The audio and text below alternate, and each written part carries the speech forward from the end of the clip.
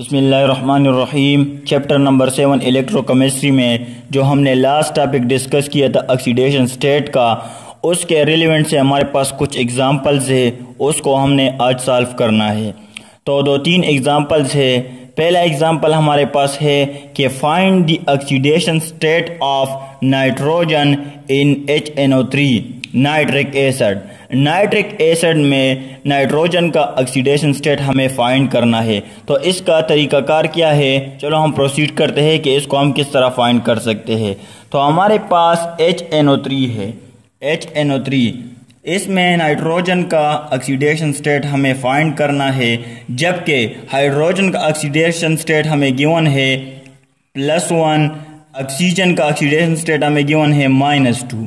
तो hydrogen plus nitrogen का हमें फाइंड करना है +3 इंटू ऑक्सीजन। ऑक्सीजन को हमने ब्रैकेट के अंदर लिख लेना है।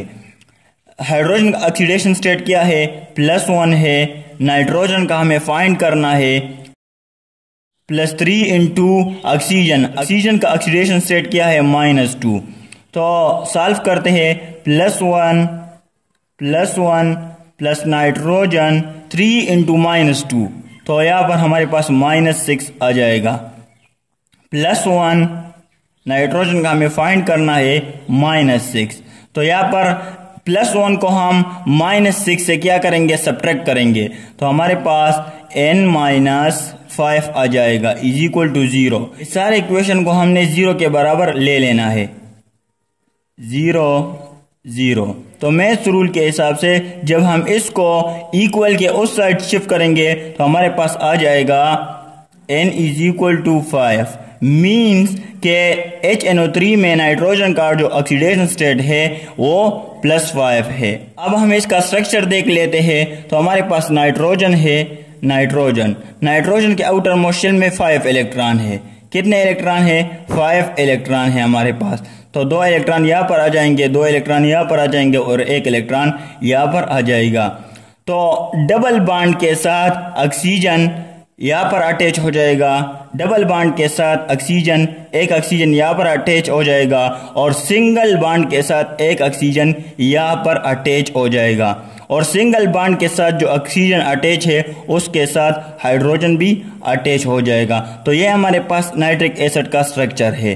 अब इसका ऑक्सीडेशन स्टेट हमारे पास +5 क्यों आता है, तो हमें पता है कि ऑक्सीजन और नाइट्रोजन में जो ऑक्सीजन की इलेक्ट्रोनेगेटिविटी है वो नाइट्रोजन से ज्यादा है। जब इसकी इलेक्ट्रोनेगेटिविटी ज्यादा है नाइट्रोजन से, तो ये शेयर पे इलेक्ट्रॉन को अपनी तरफ ज्यादा अट्रैक्ट करता है। कौन, ऑक्सीजन शेयर पेयर इलेक्ट्रॉन को अपनी तरफ ज्यादा अट्रैक्ट करता है।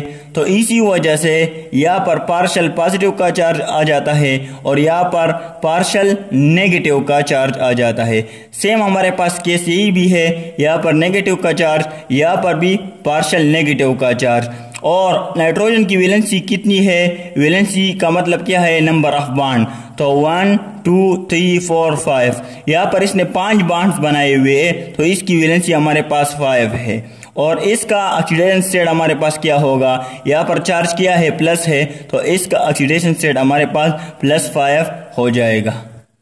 नेक्स्ट एग्जांपल हमारे पास है कि find the oxidation state of sulphur in H2SO4, यानी सल्फ्यूरिक एसिड में हमने सल्फर का ऑक्सीडेशन स्टेट को फाइंड करना है। हाइड्रोजन का ऑक्सीडेशन स्टेट हमें गिवन है +1, ऑक्सीजन का हमें गिवन है -1। तो चलो हम इसको फाइंड कर लेते हैं। हमारे पास क्या है, H2SO4 है, H2SO4, यहाँ पर हमने सल्फर का ऑक्सीडेशन स्टेट फाइंड करना है, H2SO4। तो हाइड्रोजन कितने हैं, 2 हाइड्रोजन है, तो यहाँ पर हम इसको इस तरह लिख लेते हैं, हाइड्रोजन प्लस सल्फर का हमें फाइंड करना है +4 इंटू ऑक्सीजन। ऑक्सीजन को हमने ब्रैकेट के अंदर लिख लेना है। तो हाइड्रोजन का ऑक्सीडेशन स्टेट क्या है, +1 है, 1 प्लस सल्फर का हमें फाइंड करना है +4 -2, इसको हमने 0 के बराबर ले लेना है। तो 2 into 1 2 plus sulphur plus 4 into 2 -8 यहाँ पर आ जाएगा। 2 प्लस सल्फर -8 = 0। यहाँ पर 2 को -8 से सब्ट्रैक्ट करें तो S सल्फर 6 आ जाएगा इज इक्वल टू 0। जब हम इस 6 को यहाँ पर शिफ्ट करेंगे तो S इज इक्वल टू +6 आ जाएगा, जो हमारे पास सल्फर का ऑक्सीडेशन स्टेट है H2SO4 में। ये हमारे पास ऑक्सीडेशन स्टेट है सल्फर का। अब इसका स्ट्रक्चर भी हम जरा देख लेते हैं। तो सल्फर के आउटर मोस्ट शेल में 6 इलेक्ट्रॉन है। तो सल्फर कितने इलेक्ट्रॉन है? 6 इलेक्ट्रॉन है। 6 इलेक्ट्रॉन है, 2 लोन पेयर है, 2 अनपेयर है। यहाँ पर और एक हमारे पास यहाँ पर आ जाएगा। तो डबल बॉन्ड के साथ एक ऑक्सीजन अटैच हो जाएगा, डबल बॉन्ड के साथ दूसरा ऑक्सीजन भी अटैच हो जाएगा, सिंगल बॉन्ड के साथ तीसरा ऑक्सीजन और चौथे बॉन्ड के साथ हमारे पास जो लास्ट ऑक्सीजन है वो अटैच हो जाएगा। यहाँ पर जो सिंगल बॉन्ड के साथ ऑक्सीजन अटैच है इसके साथ एक हाइड्रोजन आ जाएगा और यहाँ पर भी एक हाइड्रोजन आ जाएगा। अब इसका ऑक्सीडेशन स्टेट हमारे पास +6 कैसे है इसको हम जरा डिस्कस करते हैं।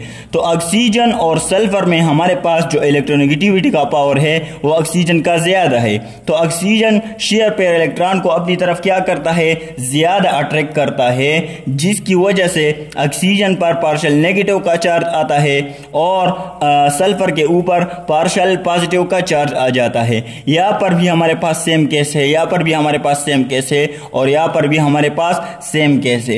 ये शेयर पेयर इलेक्ट्रॉन को अपनी तरफ ज्यादा अट्रैक्ट करता है, जिसकी वजह से पार्शियल नेगेटिव। और सल्फर की वैलेंसी क्या है? कितने बॉन्ड्स बनाए हुए? 1 2 3 4 5 6। तो 6 बॉन्ड्स बनाए हुए हैं। तो इसकी वैलेंसी हमारे पास 6 है और चार्ज क्या है? यहाँ पर प्लस चार्ज है। तो इसी वजह से हम कहते हैं कि H2SO4 में सल्फर का जो ऑक्सीडेशन स्टेट है वो +6 है। लास्ट एग्जाम्पल हमारे पास मौजूद है कि find the oxidation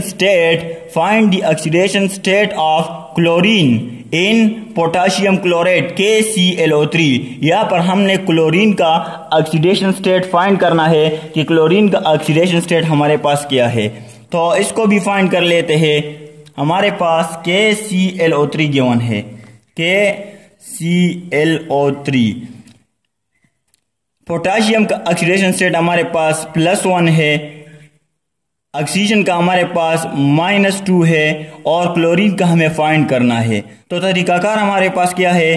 potassium plus chlorine +3 into oxygen हमारे पास आ जाएगा। इसको हमने 0 के बराबर ले लेना है। तो पोटाशियम का ऑक्सीडेशन स्टेट क्या है? +1 है, प्लस क्लोरीन का हमें फाइंड करना है +3 इंटू ऑक्सीजन का -2 है इज इक्वल टू 0।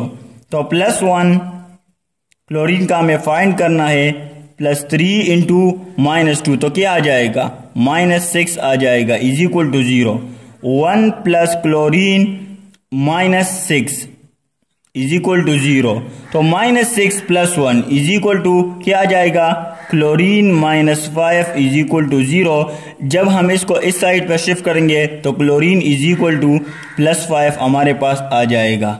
यहाँ पर क्लोरीन का ऑक्सीडेशन स्टेट हमारे पास +5 है। अब ये कैसे आया है? तो इसका स्ट्रक्चर भी हम जरा देख लेते हैं। इसका स्ट्रक्चर हमारे पास क्या है? क्लोरीन है हमारे पास। यहाँ पर हम इसको ड्रा करते हैं। तो क्लोरीन के आउटर मोस्ट शेल में 7 इलेक्ट्रॉन है, 7 इलेक्ट्रॉन है और 3 ऑक्सीजन है। तो डबल बॉन्ड के साथ एक ऑक्सीजन अटैच हो जाएगा, डबल बॉन्ड के साथ दूसरा ऑक्सीजन भी अटैच हो जाएगा और सिंगल बॉन्ड के साथ तीसरा ऑक्सीजन अटैच हो जाएगा। और यहाँ पर क्या है? +K, यानी पोटाशियम भी इसके साथ अटैच हो जाएगा। तो क्लोरीन ने कितने बॉन्ड्स बनाए हुए हैं? 1 2 3 4 5। इसकी वैलेंसी 5 है।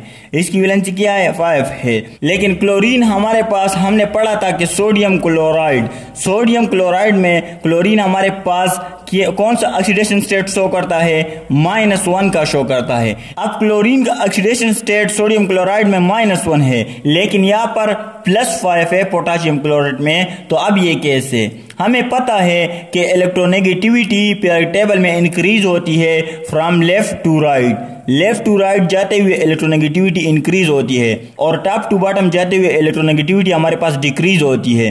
तो क्या होता है कि क्लोरीन जो है वो हमारे पास ऑक्सीजन के नीचे है और ऑक्सीजन इसके ऊपर है। तो क्या होगा कि लेफ्ट टू राइट तो हमारे पास इलेक्ट्रोनेगेटिविटी इंक्रीज होती है, लेकिन टॉप टू बॉटम हमारे पास डिक्रीज होती है। तो इसी वजह से ऑक्सीजन की इलेक्ट्रोनेगेटिविटी क्लोरीन से ज्यादा है।